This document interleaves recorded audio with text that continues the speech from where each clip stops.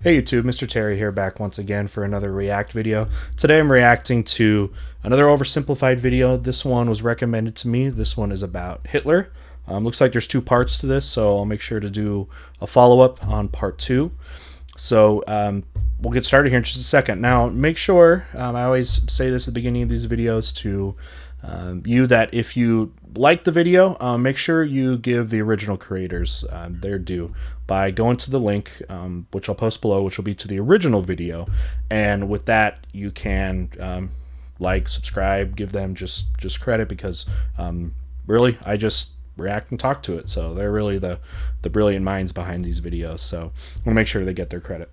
All right, we'll go ahead and start this, and let's see what they did for Hitler. Looks like we're starting with baby Hitler. This is a famous photo of him.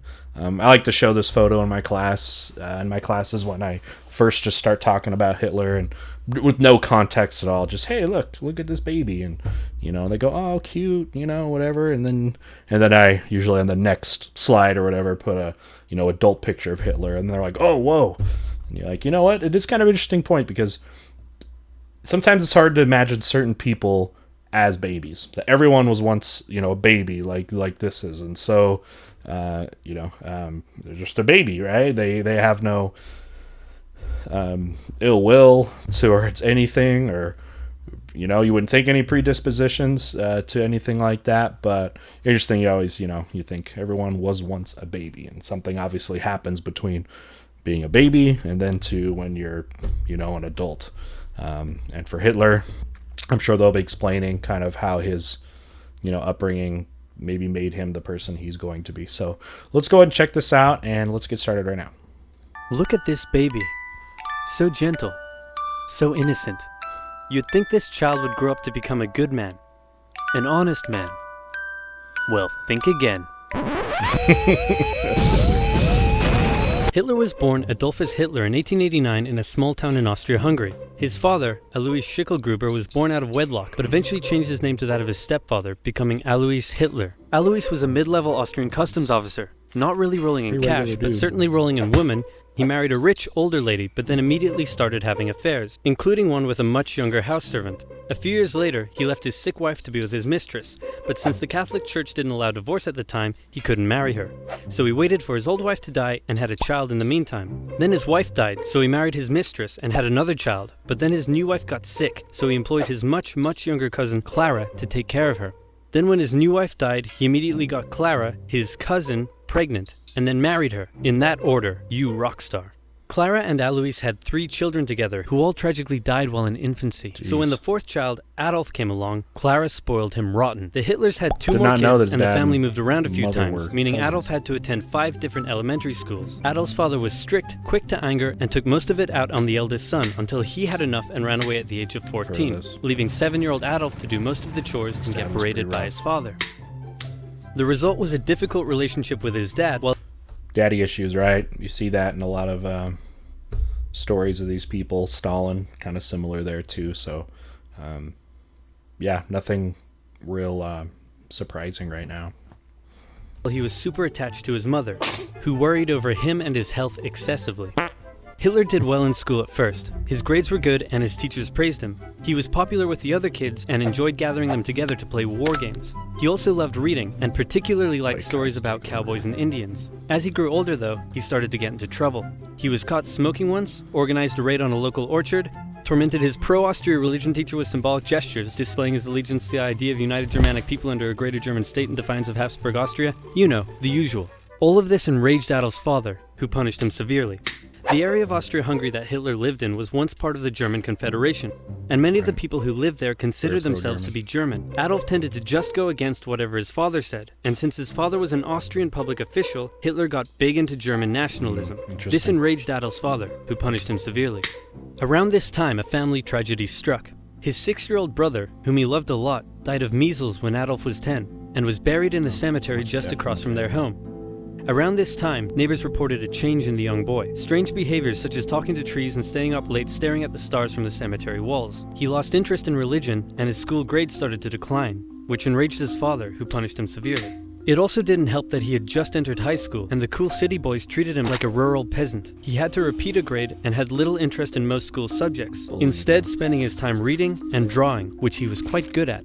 One day his father said, "Son, someday you'll be a big balls public official like me." And Adolf replied, "No, father, I'm going to become an artist and soar high above the clouds with the eagles." This enraged his father, but by this time he was an old-ass man, so he just sort of let it go, and then died of a lung hemorrhage. Hitler just about passed his final semester and celebrated in the typical way by getting blackout drunk and wiping his ass with the certificate.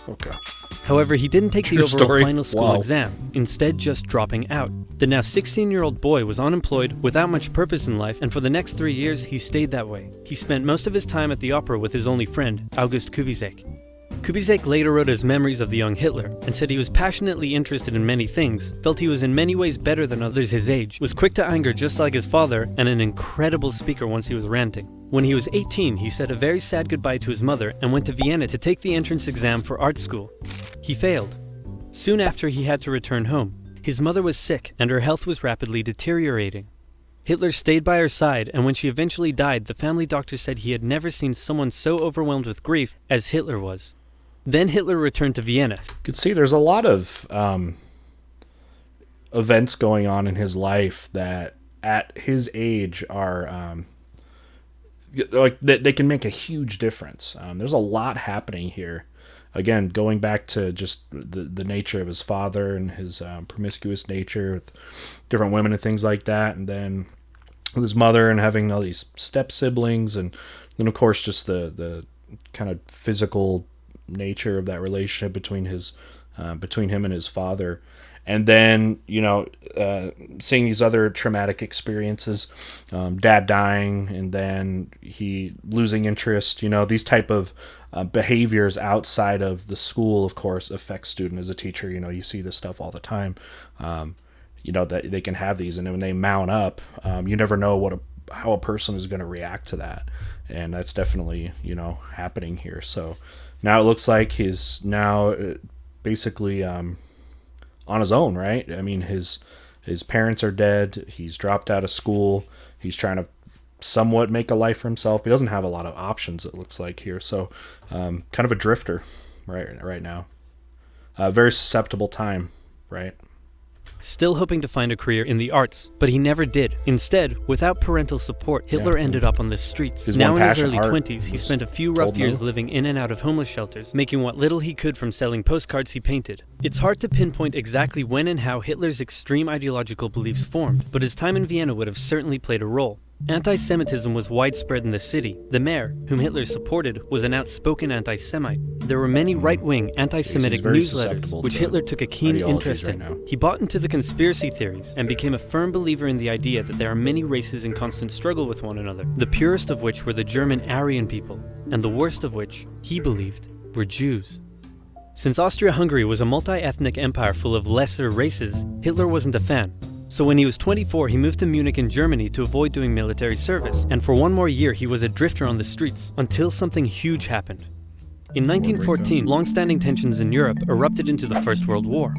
Crowds across Europe celebrated the news. Within days, Hitler volunteered for the German army. The war gave him... So, I didn't know that he had moved to Berlin to avoid military duty, because they're saying this is before the war, just anticipating. I mean, Germany was on the brink of war, even with France in some years leading up, just in a few years leading up to 1914 and when the war actually breaks out. But definitely knew that he had volunteered for it, but I didn't know that he had avoided it. So I don't know if that's conflicting, how much truth there is to that. Go ahead if you know more about that. Let me know, especially about him trying to avoid war early on, because we all know, and a lot of people know, that he does volunteer for the Austrian military and gets turned down. But I didn't know that he was trying to avoid that, or that we have evidence of that he was actively trying to avoid war, thus leaving Vienna to Germany. A purpose in life. His fellow soldiers gave him friendship and brotherhood. Despite the horrors of war, Hitler considered it to be the best time of his life. He was reportedly a brave soldier and was awarded the Iron Cross, first class. He was also very lucky and had many close encounters with death. His luck ran out in 1916, however, when an artillery shell injured his leg. He went back to Germany to recover and was outraged to find a general apathetic anti-war attitude among the exhausted and hungry German populace. With the war turning against Germany, he returned to the front lines, but was temporarily blinded by a British gas attack in 1918. A month later, still recovering in hospital, Hitler learned of Germany's defeat and surrender. I heard an interesting hypothesis about the effect of the gas attack that Hitler had encountered. Now, a lot of people know gas attacks are about the most horrifying part of World War One. You know, it was something that was again seemed like the worst way you could possibly die. You know what I mean? Because it's a slow, very painful death, and that's a psychological weapon as well. Now, I'd heard this kind of hypothesis before about not just how gas affects people that are gassed in a war, but specifically what effect it might have had on Adolf Hitler. And there's just like this, I had heard that, you know, the way gas attacks can work too is they really can mess with your brain. With him being, you know, hospitalized in here, taken out of the war and put into this, the effects were great. He was blinded for, I think, weeks. And even to a point where he was blinded a lot longer, I believe, than he should have been, which I don't think is super uncommon, because you add the stress of war and the psychological toll that takes, and then add something chemical like that, and you could have like a recipe for disaster, because they were saying that his blindness lasted again longer than it probably should have. So it may have entered a stage of what we call hysterical blindness, where there's nothing really wrong with your eyes or whatever, but you have this psychological effect going on. But the other thing that I had heard hypothesized, that the gas attack could have affected his brain chemistry in a way that made him more violent and irritable after that. Now, again, is that more tied to just the effects of the war, or was it actually influenced by the actual chemical attacks that he had suffered? I don't know, but I've heard that hypothesized. If you're interested in that, I'm sure you could look more on the web and things like that for sources, hopefully reliable sources, if there are any on that. But it's an interesting thing to think about, that the gas attack might have like broke his brain in a way. Because one thing we know for sure is Hitler is going to be a very different person after the war than he was before the war. I mean, he found his place in the military, which he had no place in life before this. But in the military, he kind of probably becomes radicalized too. He again finds a place amongst this people. It gives him purpose. It creates his nationalism. But yeah, and then the violent side, of course, that's going to be after the war. You just see he's a very, very different person. And that's common for anybody going to war. A lot of people return from war very different, but people don't turn into Hitler. You know what I mean? So some interesting things to look into if you're more interested in this, about what effect the war might have had on him. Another thing you could look at, if you saw the World War I video, which was Mussolini, Benito Mussolini from Italy had kind of an interesting situation too, as he was, before the war, somebody that was a pacifist, kind of an anti-war person. He comes out of the war a very, very different person. So it's not uncommon.